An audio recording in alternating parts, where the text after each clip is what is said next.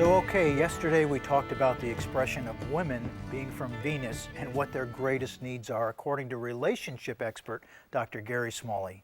Gary listed the 4 greatest needs of a woman, and he said they are: number 1, the need for emotional and physical security; 2, the need for regular, meaningful communication; 3, the need for non-sexual touch; and number 4, the need for romance. They say men are supposedly from Mars. Well, Mars and Venus are 2 different planets. So ladies, what are men's greatest needs? Again, I'm going to turn to my good friend and relationship expert, Dr. Gary Smalley, to answer that question. Gary says a man's greatest needs are: number 1, the need to feel respected and admired; number 2, the need to be loved and desired; and number 3, the need to enjoy sexual intimacy regularly and consistently. A man's hope is that his intimate encounters with his wife are going to reflect her desire, not her obligation.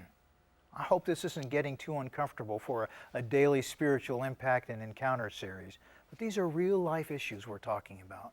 We all want healthy marriages, strong families, and if the foundation isn't strong, how can the marriage or family be strong?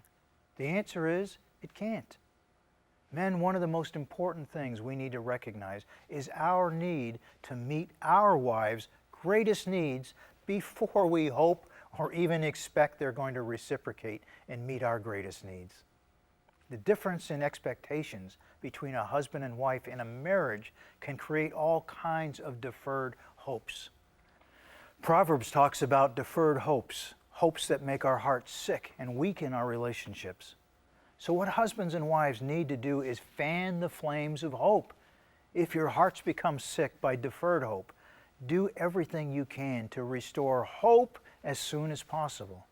To me, that means 2 things. 1, no one is a mind reader. If your heart's been made sick by deferred hope, sit down with your spouse. Share that with them. Talk about your hopes. Talk about what you feel is missing.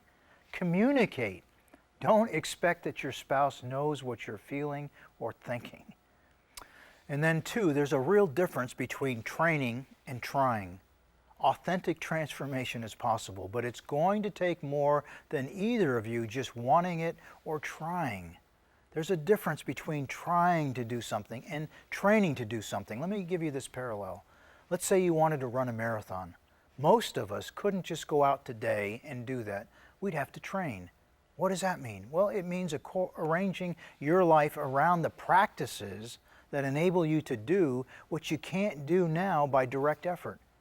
Transformation in any significant way involves training and practicing, not just trying. And that's true for running a marathon, and it's true for developing strong marriage relationships where we really meet our spouse's greatest needs and we build a strong marriage. Barbara and I have been married for 43 years. Our marriage isn't perfect, but it stood the test of time because we train, we practice, we don't just try. Well, we've come to the end of our first week talking together about how to have a strong marriage and family. Next week, I'm going to share with you some key principles that have helped our marriage thrive, and I hope you'll join me. Till then, God bless you.